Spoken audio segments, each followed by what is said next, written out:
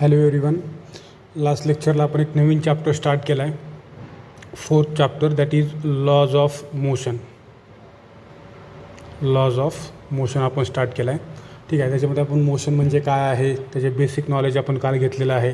मोशनचा study करणारी branch mechanics आहे. परत मेकॅनिक्समध्ये आपण दोन पाहिल्या, स्टॅटिक आणि कायनॅटिक्स. परत कायनॅटिक्समध्ये आपण कायनॅमॅटिक्स आणि डायनॅमिक्स या दोन ब्रांचेस पाहिल्या.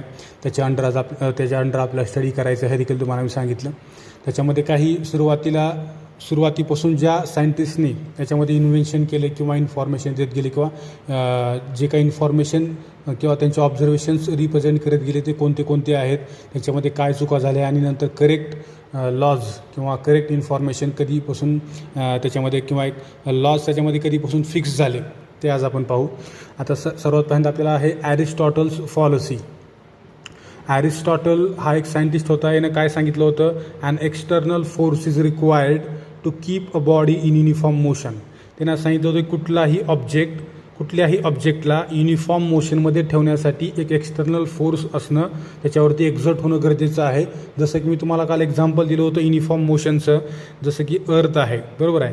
अर्थच्या अराउंड मून रिव्हॉल्व होतो आहे, आपल्याला माहीत आहे. मूनची मोशन कुठली आहे, हा भाग वेगळा. आपल्याला माहीत आहे मूनची मोशन ही कुठली आहे, सर्क्युलर मोशन आहे, परंतु ती एक युनिफॉर्म सर्क्युलर मोशन आहे. कसली मोशन आहे ती, युनिफॉर्म सर्क्युलर मोशन आहे. म्हणजे याचा अर्थ ती एक युनिफॉर्म मोशन आहे, बरोबर आहे. आणि ॲरिस्टॉटलनं काय सांगितलं होतं की कुठलाही ऑब्जेक्ट एका युनिफॉर्म मोशनमध्ये ठेवायचा असेल तर त्याच्यावरती आपल्याला एक प्रकारचा एक्सटर्नल फोर्स एक्झर्ट करणं गरजेचं आहे. जसं आता मून कंटिन्युअसली रिव्हॉल्व होतो आहे, ज्यावेळेस त्याचं फॉर्मेशन झालं असेल तर त्यावेळेसपासून तो आजपर्यंत आणि इथून पुढेही कंटिन्युअसली तो अराउंड द अर्थ काय करणार आहे, त्याची सर्क्युलर मोशन परफॉर्म करणार आहे. मग युनिफॉर्म मोशन मूनची आहे आपल्याला माहीत आहे. मग त्याच्यावरती कुठला एक्सटर्नल फोर्स अप्लाय करायची गरज आहे का सध्या तरी, की मून इथं कंटिन्युअस फिरत राहायला पाहिजे म्हणून त्याला कुठला तरी फोर्स प्रोव्हाइड करणं गरजेचं आहे. ठीक आहे, असं काही नाही. म्हणजे थोडक्यात ॲरिस्टॉटलने हे सांगितलेलं जे स्टेटमेंट होतं ते एक प्रकारे चुकीचं होतं म्हणलं तरी चालेल. आता आपला एक डेली लाईफमधला एक्सपिरियन्स आपल्याला माहीत आहे. For example, ball is rolling on a surface. समजा हा इमॅजिन करा, हा एक बॉल आहे, एका सरफेसवरती तो रोल करत काय करायला लागला आहे, पुढे चालला आहे. तर काय होईल, after some distance covered it will stop. ज्यावेळेस तो एक ठराविक डिस्टन्स कव्हर करेल त्यावेळेस तो काय होईल, कुठंतरी जाऊन फायनली थांबणार आहे. परत मला त्याला मोशनमध्ये ठेवायचा असेल तर काय करावं लागेल, तो थांबायच्या अगोदर मला त्याला एक प्रकारचा फोर्स अप्लाय करावा लागेल. परत तो थांबण्याच्या पोझिशनमध्ये आला की परत त्याच्यावरती आपल्याला फोर्स अप्लाय करावा लागेल. असं कंटिन्युअसली आपल्याला फोर्स अप्लाय करावा लागेल. त्याच वेळेस तो बॉल काय होईल, एका कॉन्स्टंट मोशनमध्ये राहू शकेल, बरोबर आहे. जसं की समजा टू व्हीलरचं एक्झाम्पल घेतलं आपण. टू व्हीलर रोडवरती जात आहे, एका पर्टिक्युलर स्पीडला गेली, आपण त्याचं इग्निशन ऑफ केलं, असं होईल का ती टू व्हीलर कंटिन्युअसली त्याच स्पीडनं पुढे चालत राहील, नाही. तर आपल्याला काय करावं लागेल, त्या ठिकाणी कंटिन्युअसली त्याला एक प्रकारचा मेकॅनिकल फोर्स आपल्याला अप्लाय करावा लागेल, तरच ती टू व्हीलर काय होईल, त्या रोडवरती कंटिन्युअस त्याची मोशन परफॉर्म करेल. किंवा कुठलं एक्झाम्पल घेतलं, समजा तुम्ही पेपर प्लेन आहे, जे तुम्ही लहानपणी उडवता, कागदापासून तयार केलेलं विमान, त्याला हवेमध्ये आपण एका ठराविक स्पीडने फेकलं तर काय होईल, ठराविक अंतरापर्यंत जाईल, नंतर ते खाली येणार आहे. किंवा पेपर बोट आहे, ज्याला तुम्ही पाण्यामध्ये सुरुवातीला एक इनिशियल वेलॉसिटी दिली, बरोबर आहे, नंतर काय होईल, फायनल ते कुठं ना कुठं जाऊन थांबणार आहे. म्हणजे एखाद्या ऑब्जेक्टला कंटिन्युअस मोशनमध्ये ठेवायचं असेल तर त्या ऑब्जेक्टवरती एक प्रकारचा एक्सटर्नल फोर्स अप्लाय करावा लागेल.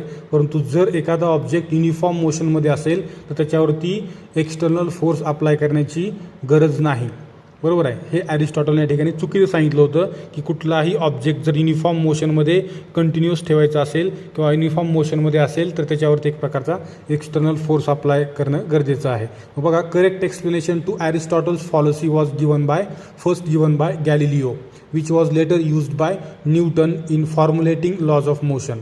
मग याच्यावरती करेक्ट एक्सप्लेनेशन जे आहे ते कोण दिलं, गॅलिलिओनं दिलं. गॅलिलिओनं काय सांगितलं, Galileo showed that all objects stop moving because of some resistive or opposing forces like friction. त्याने काय सांगितलं की समजा बॉल या ठिकाणी त्या हॉलच्या सरफेसमध्ये कसा आहे, मोशनमध्ये आहे, तो फायनल जाऊन थांबला. का बरं, because there is a friction between surface of ball and that surface of hall किंवा फर्श.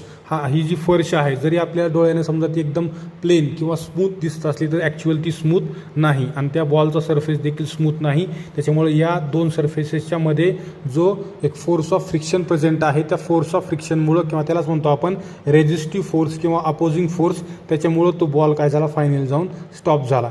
समजा in case of paper plane असेल किंवा पेपर बोट असेल, आता पेपर प्लेनच्या बाबतीमध्ये काय होतं, एअर म्हणजे हवा आपल्याला माहीत आहे एक प्रकारचं, हवेला काय आहे, मास आहे.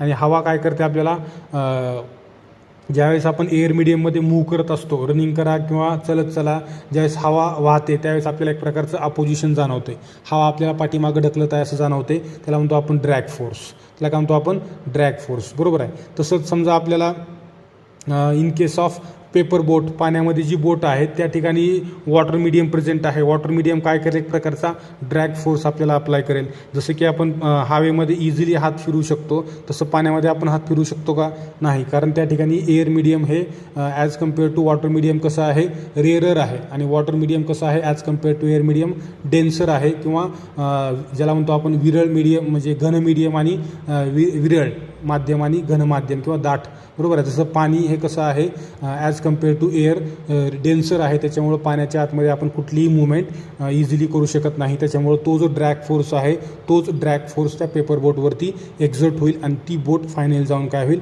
स्टॉप होईल, बरोबर आहे. म्हणून त्याने काय सांगितलं, thus in reality for uninterrupted motion of body and additional external force is required for overcoming these opposing forces. म्हणजे याचा अर्थ रियालिटीमध्ये आपल्याला जर समजा अनइंटरप्टेड मोशन, म्हणजे याचा अर्थ न थांबता कंटिन्युअस चालणारी मोशन जर आपल्याला पाहिजे असेल, तर तो जो काय ड्रॅग फोर्स आहे किंवा तो जो काय विस्कस फोर्स आहे, पाण्यामध्ये जो असतो तो विस्कस फोर्स, हवेमध्ये जो असतो तो ड्रॅग फोर्स, आणि दोन्ही पण फोर्सेस काय आहेत, अपोजिंग फोर्सेस आहेत, बरोबर आहे. जे मोशन ऑब्जेक्टच्या मोशनला काय करतात, अपोज करतात किंवा एक प्रकारचं अपोजिशन ऑफर करतात. तर या ड्रॅग फोर्सला किंवा विस्कस फोर्सला अपोजिंग एक फोर्स आपण अप्लाय केला पाहिजे, तरच त्या ऑब्जेक्टची काय होईल, कंटिन्युअस मोशन होईल. फॉर एक्झाम्पल, टू व्हीलर आहे, आपल्याला एका ठिकाणाहून दुसऱ्या ठिकाणी जायचं आहे. जर समजा टू व्हीलरला आपण ॲक्सलरेट नाही केलं किंवा त्याचं इंजिन जर ऑन नसेल, म्हणजे आपण त्याला जर मेकॅनिकल फोर्स किंवा कुठला तरी एक असा फोर्स जो त्या हवेच्या ड्रॅग फोर्सला अपोज करेल असा फोर्स जर आपण अप्लाय नाही केला, तर ती टू व्हीलर पुढे चालू शकणार नाही. जसं की किती जरी वारा असला तरी आपण त्या वाऱ्यामध्ये टू व्हीलर पाहिजे तेवढ्या स्पीडनं आपण पुढे चालवू शकतो, जरी आपल्याला त्या हवेचा ड्रॅग फोर्स जाणवत असला तरी देखील. का बरं, कारण त्या ड्रॅग फोर्सच्या अपोजिंग आपण काय करत आहोत, त्या इंजिन थ्रू एक प्रकारचा मेकॅनिकल फोर्स त्याला प्रोव्हाइड करत आहोत. इन केस ऑफ बोट त्या ठिकाणी देखील असंच आपल्याला विस्कस फोर्सच्या अपोजिट आपण काय करतो, त्या ठिकाणी एक मेकॅनिकल फोर्स अप्लाय करतो, जेणेकरून ती बोट काय होते, पाण्यामध्ये इझिली ड्राईव्ह करू शकते. ठीक आहे, हे कोण सांगितलं आपल्याला, नंतर गॅलिलिओने सांगितलं. आणि याचाच नंतर यूज करून न्यूटन, सर आयझॅक न्यूटन यांनी 1643 आणि 1727 हा त्यांचा कालावधी आहे, याच्यामध्ये त्यांनी 3 लॉज सांगितले, ज्याला आपण famous Newton's laws of motion असं म्हणतो. त्याच्यामध्ये सगळ्यात पहिला लॉ कुठला आहे ते बघू आपण, 1 बाय 1 तिन्ही पण लॉ पाहणार आहोत. बघा, त्यातला Newton's first law of motion, एकदम इम्पॉर्टंट लॉज आहेत. या तिन्ही पण लॉजचा यूज करून आपण कुठल्याही बॉडीशी असोसिएट असणारी मोशन आपण डिफाईन करू शकतो. पहिला लॉ काय बघा, every object continues to be in a state of rest or of uniform unaccelerated motion unless and until it is acted upon by an external unbalanced force. आता बॅलन्स्ड आणि अनबॅलन्स्ड मी तुम्हाला काल सांगितलं, जर एखाद्या ऑब्जेक्टवरती आपण एवढा फोर्स अप्लाय केला की तो ऑब्जेक्ट जाग्यावरून मूव्ह झाला नाही पाहिजे, बरोबर आहे. मी जेवढा फोर्स अप्लाय केला तेवढाच मला जर नॉर्मल रिॲक्शन फोर्स मिळत असेल तर तो ऑब्जेक्ट जाग्यावरून हलणार नाही. पण मी जर समजा अप्लाय केलेला फोर्स त्या नॉर्मल रिॲक्शन फोर्सपेक्षा जर समजा जास्त असेल, तर हा ऑब्जेक्ट जाग्यावर मूव्ह होईल या डायरेक्शनला, ज्या डायरेक्शनला तुम्ही फोर्स अप्लाय केला आहे त्या डायरेक्शनला तो ऑब्जेक्ट मूव्ह झाला. याचा अर्थ आपण काय म्हणू शकतो की त्या ठिकाणचा जो फोर्स आहे तो अनबॅलन्स्ड फोर्स आहे. मग अशा म्हणजे कुठल्याही ऑब्जेक्टमध्ये मोशन प्रोड्यूस करायची असेल, लिनियर मोशन प्रोड्यूस करायची असेल तर अनबॅलन्स्ड फोर्स लागतो. रोटेशनल मोशन प्रोड्यूस करायची असेल तर अनबॅलन्स्ड टॉर्क लागतो. जोपर्यंत आपण अनबॅलन्स्ड फोर्स अप्लाय करत नाही तोपर्यंत त्या ऑब्जेक्टमध्ये मोशन प्रोड्यूस होत नाही किंवा तो ऑब्जेक्ट मोशनमध्ये जात नाही. मग त्याने काय सांगितलं की कुठलाही ऑब्जेक्ट त्याची स्टेट ऑफ रेस्ट किंवा स्टेट ऑफ युनिफॉर्म मोशन तोपर्यंत सोडणार नाही जोपर्यंत त्याच्यावरती कुठला ना कुठला अनबॅलन्स्ड एक्सटर्नल फोर्स अप्लाय होणार नाही तोपर्यंत. म्हणजे याचा अर्थ काय, हा एक ऑब्जेक्ट आहे, या ऑब्जेक्टला मी जोपर्यंत या जागेवरून उचलणार नाही तोपर्यंत हा ऑब्जेक्ट याच जागेवरती राहील. म्हणजे ही त्याची कुठली स्टेट आहे, स्टेट ऑफ रेस्ट आहे. आणि जर समजा मून आहे, मून पृथ्वीच्या अराउंड कंटिन्युअसली काय करत आहे, सर्क्युलर मोशन परफॉर्म करत आहे, हा तोपर्यंत सर्क्युलर मोशन परफॉर्म करत राहील जोपर्यंत त्याच्यावरती कुठला ना कुठला आघात होत नाही. म्हणजे याचा अर्थ एक्सटर्नल फोर्स त्याच्यावरती अप्लाय होत नाही तोपर्यंत. ठीक आहे, तोपर्यंत मून याच्या अराउंड, पृथ्वीच्या अराउंड त्याची युनिफॉर्म अनॲक्सेलरेटेड मोशन परफॉर्म करत राहील. ह्यालाच म्हणतो आपण न्यूटनचा फर्स्ट लॉ.